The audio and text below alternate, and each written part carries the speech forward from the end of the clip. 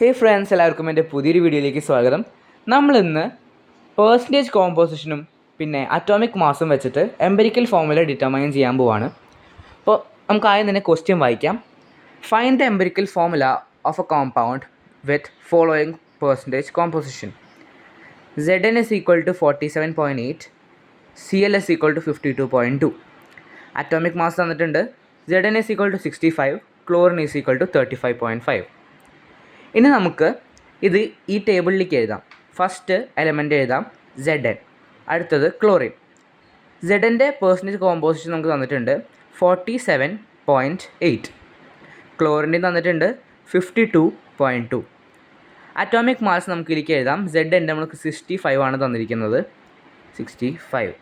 ഇനി ക്ലോറിൻ്റെ 35.5 ആണ് തന്നിരിക്കുന്നത്, അത് നമുക്ക് എഴുതാം. ഇനി അറ്റോമിക് റേഷ്യോ കണ്ടുപിടിക്കണം. അറ്റോമിക് റേഷ്യോ കണ്ടുപിടിക്കാൻ percentage composition divided by atomic mass ആണ് നമുക്ക് അറ്റോമിക് റേഷ്യോ തരുന്നത്.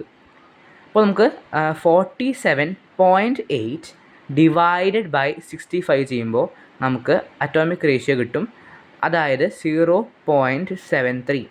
Zൻ്റെ അറ്റോമിക് റേഷ്യോ നമുക്ക് 0.73 ആണ് ഈ കോമ്പൗണ്ടിൽ കിട്ടിയത്. അടുത്തത് ക്ലോറിൻ്റെ 52.2 ഡിവൈഡഡ് ബൈ 35.5 ചെയ്യുമ്പോൾ നമുക്ക് കിട്ടുന്നത് 1.46 ആണ്. 1.46 ആണ് നമുക്ക് ക്ലോറിന് ഈ കോമ്പൗണ്ടിൽ അറ്റോമിക് റേഷ്യോ കിട്ടിയത്. ഇനി നമുക്കിതിൻ്റെ സിംപ്ലസ് റേഷ്യോ കാണണമെങ്കിൽ ഈ രണ്ട് വാല്യൂസിലും ഏറ്റവും ചെറുതായിട്ടുള്ള വാല്യൂ, അതായത് 0.73 ആണ് ഈ രണ്ട് കേസിൽ നമുക്ക് ഏറ്റവും ചെറുതായിട്ട് കിട്ടിയത്. ഈ 0.73 വെച്ചിട്ട് നമ്മൾ ഈ രണ്ട് അറ്റോമിക് റേഷ്യോ ഡിവൈഡ് ചെയ്യണം. അപ്പോൾ നമുക്ക് ആദ്യം തന്നെ 0.73 ഡിവൈഡഡ് ബൈ 0.73 ചെയ്യണം. ഓക്കെ, അപ്പോൾ നമുക്ക് 1 കിട്ടും. Okay, equal to 1. അടുത്തത് 0.46 അല്ല, 1.46. ഓക്കെ, 1.46 ഡിവൈഡഡ് ബൈ 0.73 ചെയ്യണം. അത് ചെയ്ത് കഴിഞ്ഞാൽ നമുക്ക് 2 കിട്ടും. ഓക്കെ, അപ്പോൾ ഇതാണ് Zൻ്റെയും ക്ലോറിൻ്റെയും സിംപ്ലസ് റേഷ്യോ, 1ഉം 2ഉം. ഇനി നമുക്കിത് ഒരു ലൈനായിട്ട് എഴുതാം. ഓക്കെ, അപ്പോൾ ദസ് എഴുതാം. Thus the ratio of Zn is to chlorine equal to 1:2.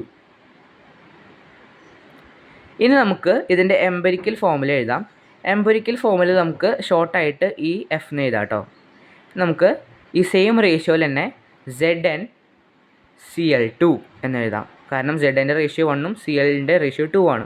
അപ്പോൾ ഇങ്ങനെയാണ് നമ്മൾ പേഴ്സൻറ്റേജ് കോമ്പോസിഷനും അറ്റോമിക് മാസും വെച്ചിട്ട് എംപിരിക്കൽ ഫോർമുല കണ്ടുപിടിക്കുക.